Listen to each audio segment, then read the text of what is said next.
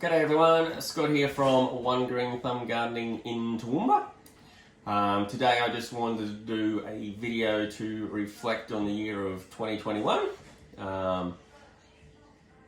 So there's a few things that I just wanted to talk about, so hopefully that if you are thinking of starting up your own business or you've got your own business, a couple of the challenges that I have faced and that I've tried to improve, or areas of our business that we've tried to improve to make life easier and quicker, and then just a couple of challenges that we've sort of had. So the biggest challenge we had when we come into 2021 was our bookwork. We were still using a spreadsheet and manually putting in receipts and invoices and all sorts of stuff. It was just a lot of work.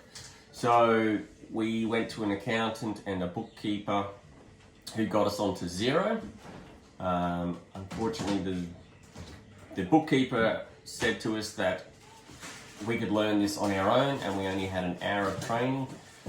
My biggest advice is if you go down the path of Xero, QuickBooks, Reckon, any of those sort of things, get professional help and training, as well as watching all the YouTube videos and stuff out there. But don't waste your time trying to learn it on your own to start. Get someone to really give you a hand, because it'll save you a massive amount of headache. So also in March, I joined up with a networking group, which is the Toowoomba Business Partners, which has been an absolutely phenomenal help in quite a few aspects of our business, and just being able to relay and ask for advice from different business owners and get the support. So we got our new bookkeeper through the Business Partners, and then she also got us onto using HubDoc, which is an app that you can take a photo of your receipt and email it through to HubDoc, and then that will correspond with Xero, and so then all your invoices and bank reconciliation just all join up, and they look after that. It's just wonderful. So much time has been saved just by those two things. In August we took on we started the app ServiceMate, which we were able to put all our clients in, and then all our job descriptions, and then all our costings and so forth. So then what happens is I can go and do a quote on the spot. So I can rock up to a customer, let's just say it's synthetic grass.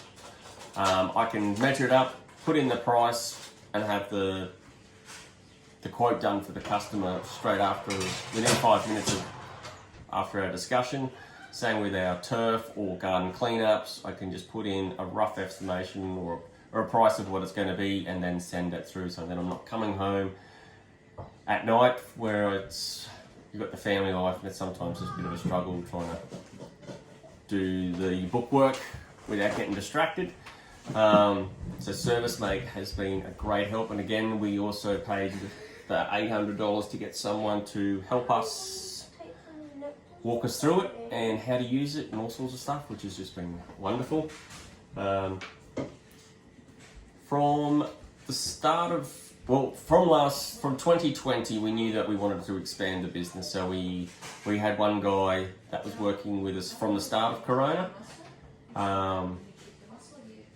which has been great. And then we had a young kid do the summer holiday of 2020 to when we went back to school in 21. So then we hired another staff member, which has been absolutely fantastic to help us with the cleanup and the running of the gardening stuff and just so forth. And then we had another employee start in June, but we also had purchased a second work vehicle in May to try and expand.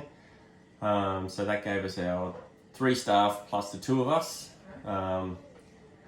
Come November, there was unforeseen circumstances that 2 of the staff were not able to work, and we couldn't run at the capacity that we were hoping to. So between staff and the weather, we had to drop all of our landscaping jobs, and I don't even know when some of them I can start. It might be February, March by the time that we catch up from the onslaught of the gardening world next. We also, through the government, there was a small business grant that we were able to get our website done. So through the Toowoomba Business Partners, there was some, can't think what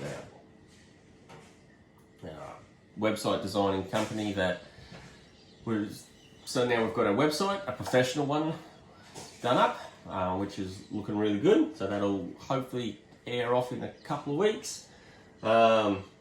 I also did a small business course to try and expand my knowledge on the finer details of how to run the business, like your profit and loss, and then all your margins and goals and reviews and all that sort of stuff. So that was really good. And now it's just a matter of trying to implement it and strategize and use it to the best of my ability.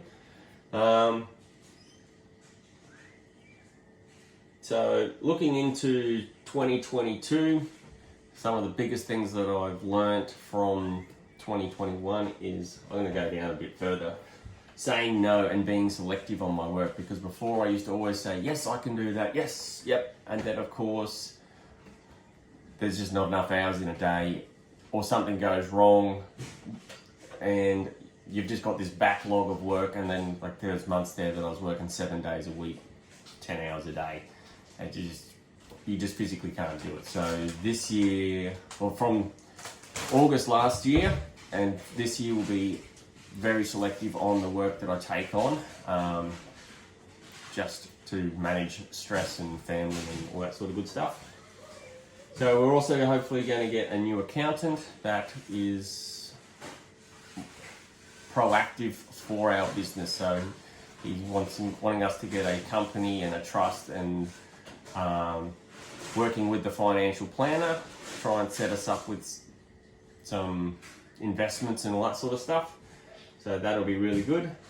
As I said, yeah, we're going to take a step back from the landscaping, which will probably be, let's be honest, let's say March. I want to get the gardening side back under control, hopefully get some more staff, and see if we can go from there. And then also my goals is the communication between the customers, like when we're going to be there, what work needs to be done, just the customer reviews. Like I know none of my invoices or anything like that yet there's anywhere where the customer can leave a review or a comment or feedback, which is another thing that I really want, just so that I can raise our standard of workmanship, just so that, yeah, I just really want to be more professional and translucent with our customers, so that everyone sort of knows what's going on, because sometimes you can have a day or a week fully planned and then it's not even your fault. The weather's shit, the pissing down rain, the bobcats can't make it, something else can't happen, the turf can't arrive. Next minute, you know, that whole week of jobs has just been kiboshed, and then of course you got to try and back that up in the following week, and then things just start going pear-shaped. So, and then of course, yeah, just letting customers know so they're not just lingering like, oh, Scott was meant to be here and he hasn't been here for 2 weeks. Just so that, yeah, I just really want to, that's my biggest goal this year, is to stay on top of the communication with the customer.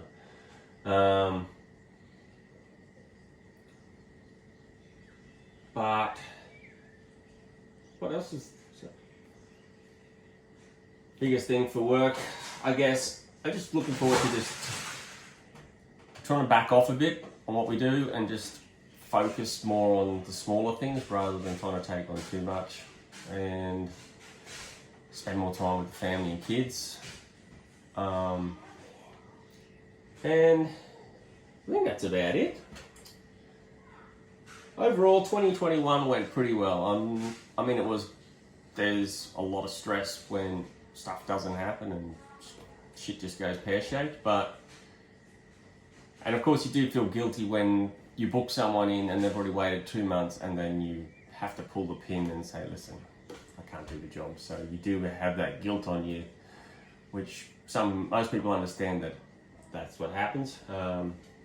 But yeah. What else? I think it's all looking pretty good.